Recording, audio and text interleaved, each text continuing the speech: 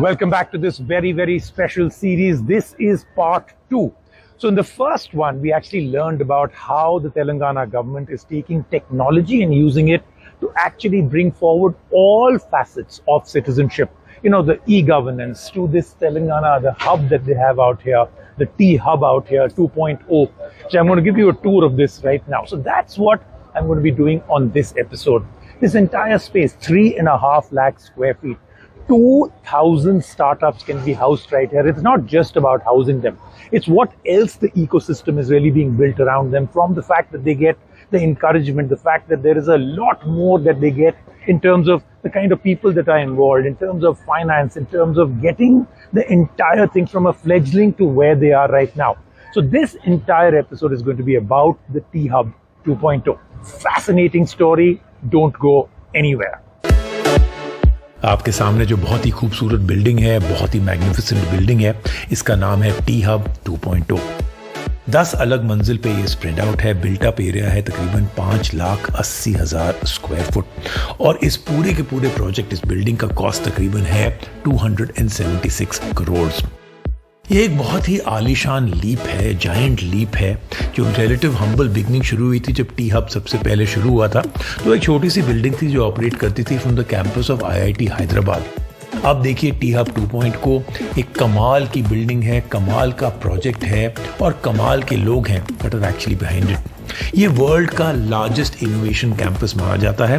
इसकी जो फैसिलिटी है ये सपोर्ट करेगी 2000 स्टार्टअप्स को अंडर वन रूफ, और ये सारा का सारा जो है एक कंप्लीट फ्लोर जो है डेडिकेटेड है जस्ट फॉर वेंचर कैपिटलिस्ट। वो वहाँ पे बैठेंगे, ऑपरेट करेंगे।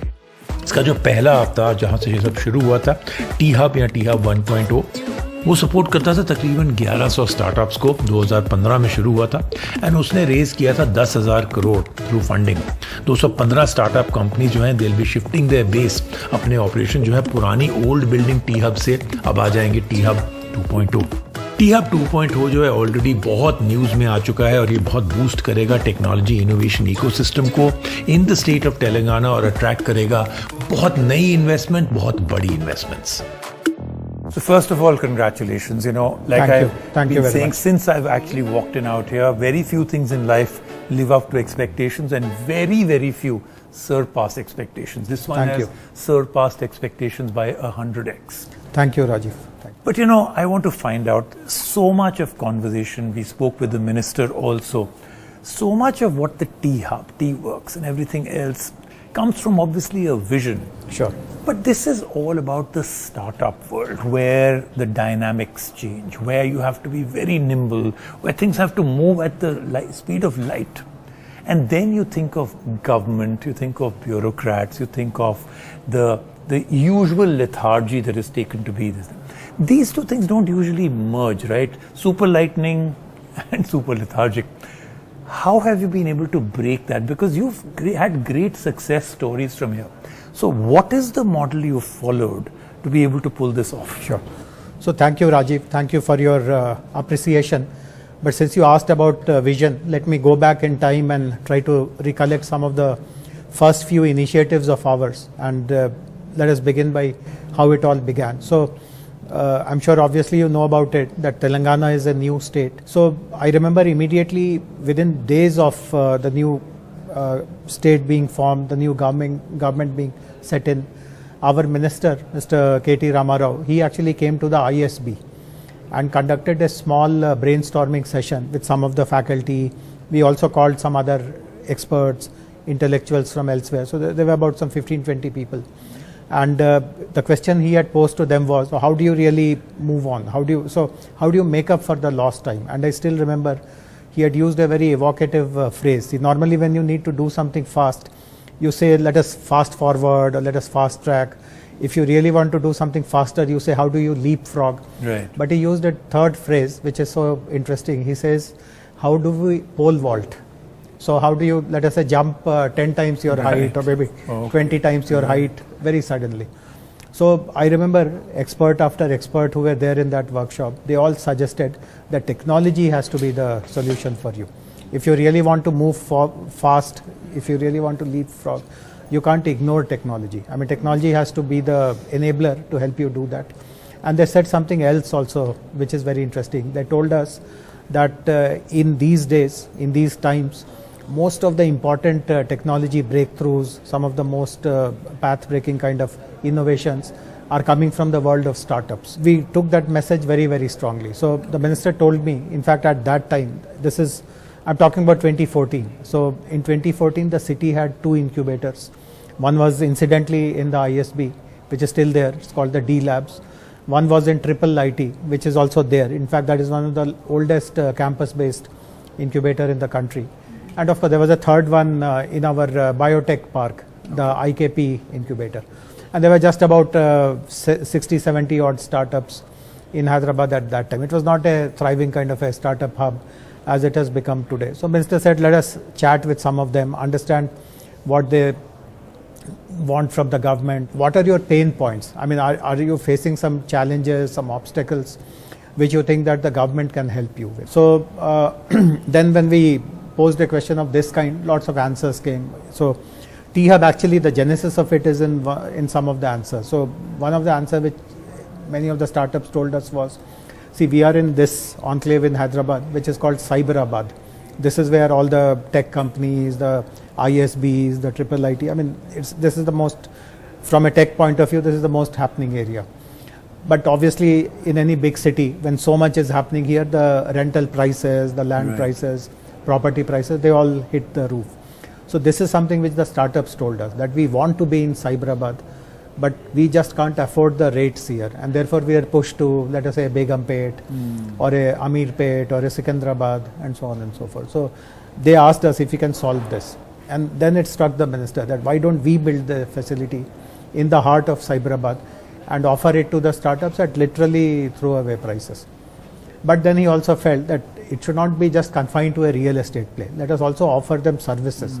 What are the other things? So for example, in that Q&A session, a couple of startups told us that finding the first customer is very difficult because the startup world is also very competitive. True.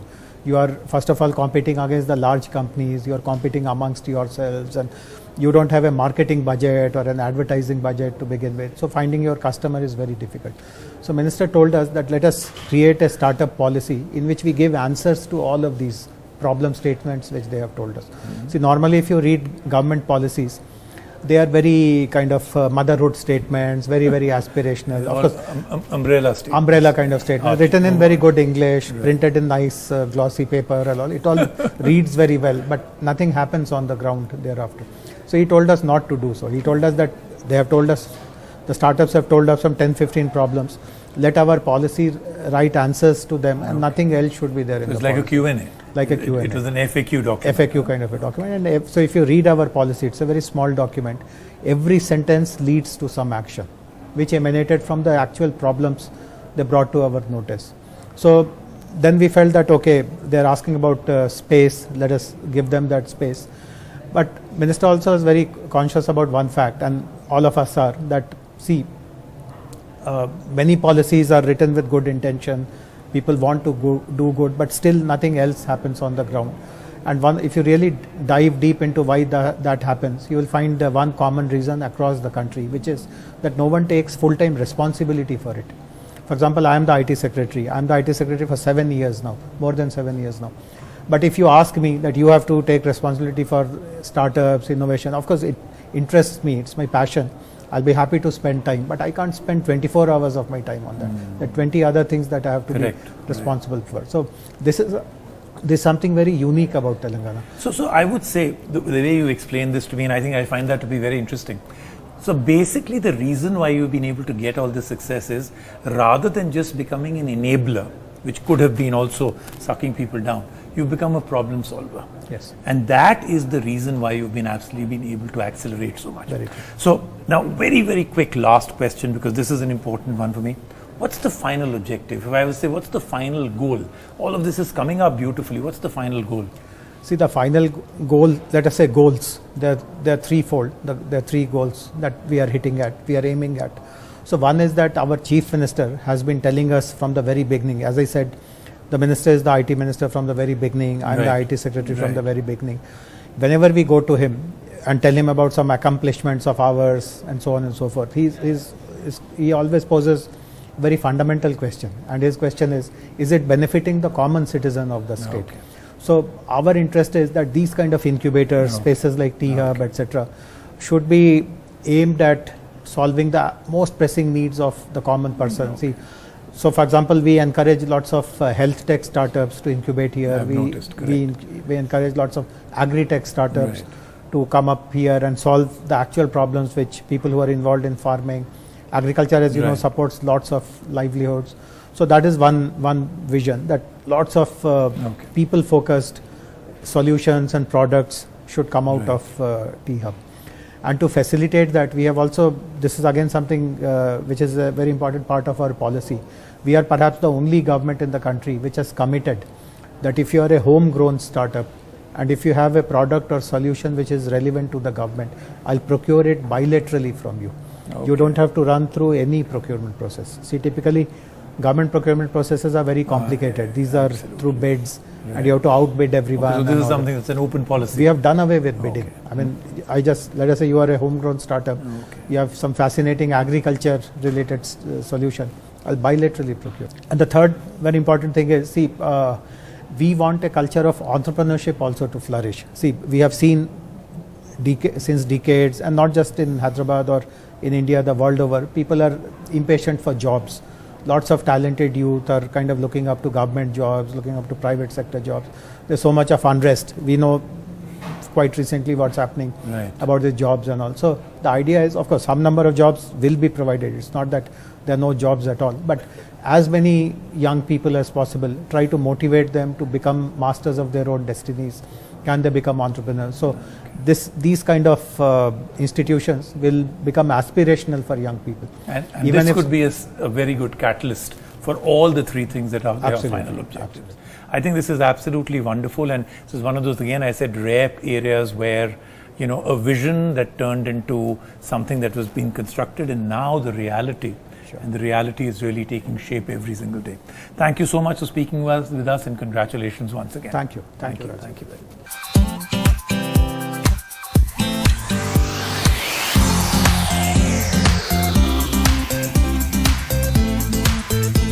So the launch of T-Hub 2.0 is well and truly on its way. As you can see, now we have keynote speakers and lots of breakout groups out here. There's some stuff going on here. As you can see, there's stuff going on here.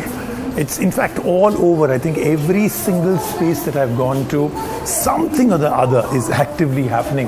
And you know, the best part of it is that this is a very small amount of space that I've come to. This is, I think, the third floor. There are many other floors that you go to. Like I said, 3.5 lakh square feet. And I said every square inch of this place is actually all about transforming innovation. So I'm giving you the full tour. Lots more to discover.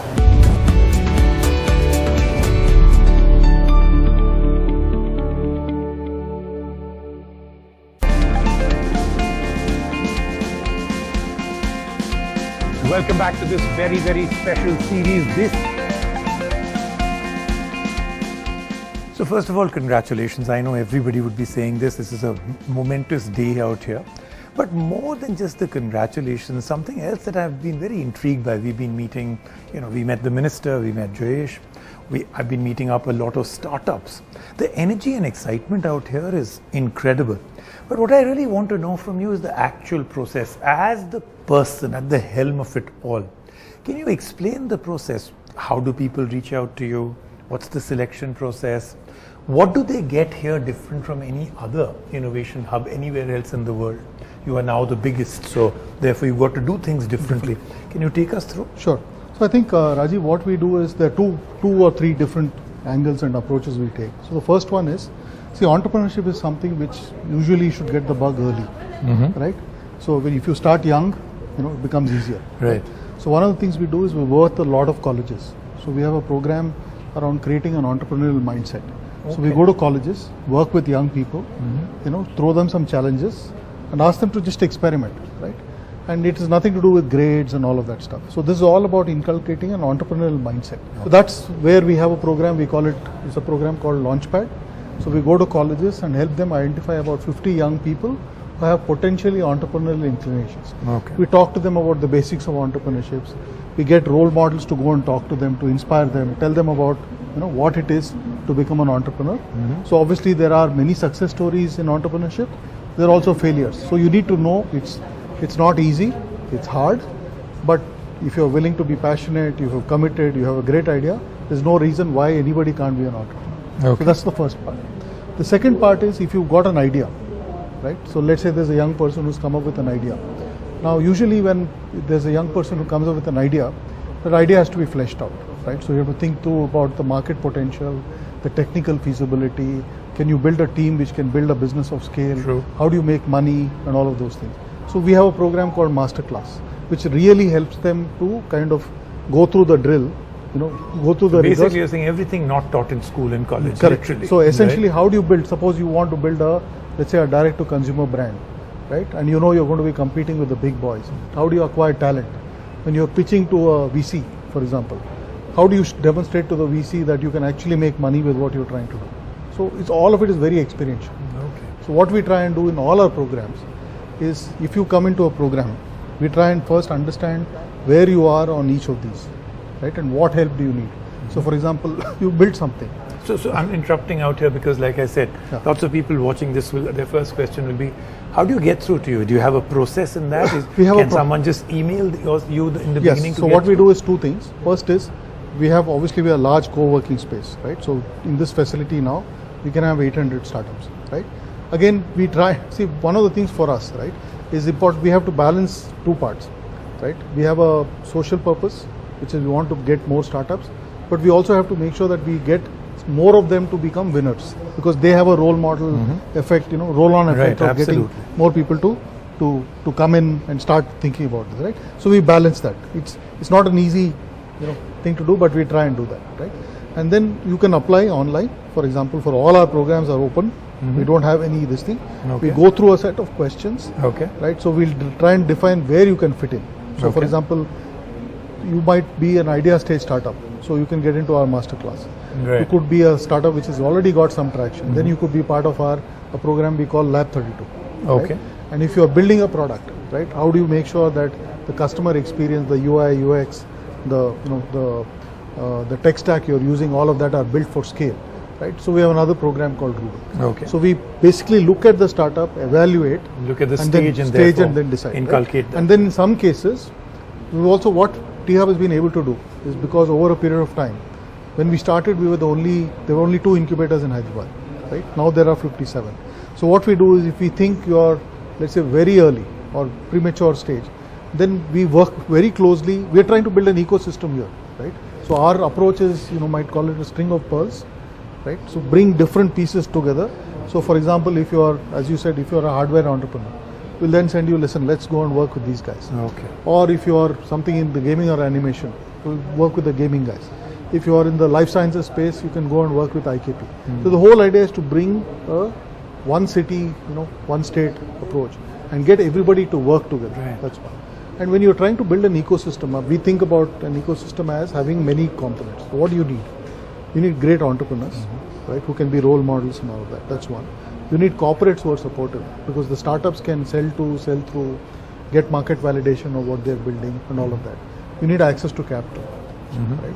And then, which is funding and all Right. of that stuff. Absolutely. Then you need to look at how does academia get involved. So these are the two parts that I also want you to solve for me. So the academia part of it Yeah. and the funding part of it, and the last part of it is the go-to-market strategy is one strategy. Correct. I've also heard that you actually have systems where, if it's applicable to government, if it's something that the government can use, and you're a homegrown company from here, you'll actually be able to procure from them. Yes. Right? Yes, So yes. that's a major changeover again. Correct. So very quickly, if you can tell me about these three things. Sure. So from an academia corporate thing, we have some of India's best academic institutions here. So we have the Indian School of Business, we have IIIT, we have the University of Hyderabad, and many others. Right? We get those profs in to come and mentor these startups. Right? The second part is industry. So what we do is, we run every quarter, we run events. We call it Confluence. It's like a speed dating event where they pitch, and in many cases that could lead to some customer engagement, POC, in some cases funding. So that's something we do all the time, right? With government, we have an entity called Emerging Tech, which is part of the government. Okay. which also rolls up to Jayesh, right? And their job is to see how you can use innovative technology in improving the government's functioning. Could be government to business, government to customer, government to to consumer, and so on. So, for example, something around blockchain. So we had a startup here which built a vaccine traceability system using blockchain. Okay. So that got deployed. We had a startup which built a solution around blockchain for chit fund monitoring, right? That got deployed. Then for vaccine delivery, we have a couple of drone startups, right? So medicine from the sky. So through that initiative, the government engaged with them. These are all done on a direct bid basis, no tendering, no net worth, all those standard criteria which bog down startups. If they like the solution, they encourage you to bid directly. Fantastic. I think that itself is, Yeah. the game changer. Yeah. So, it's been fascinating to see the fact that something that was, on paper just a few years back, because I was part of it at that point when it was just being envisioned, this entire thing, to come and see it here today and to see so much more that is happening with T-Works and of course with the gaming and the imaging part of it. So congratulations on all of this, and I'd love to come back again and again just to see the progress of everything. I'll be back for T-Works for sure. And I hope to meet up with you again and again. Thank you. Thank you so Thank much. you, Rajiv. Wonderful, and Pleasure talking to you, and congratulations look again. forward. Absolutely. And thank you so much.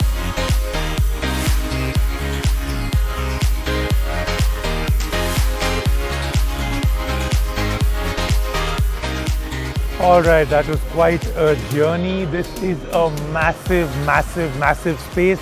But I loved taking a look at what the Telangana, the T-Hub is all about. T-Hub 2.0, about 5.5 lakh square feet of space. Then T-Works on the outside, another building coming up. And especially how this whole thing works, I think, was absolutely fascinating. But remember, this is now part 2 of a 3-part series. Next week, we're going to go and actually meet the startups, the innovations, and I'll give you a demo of each and every one of them.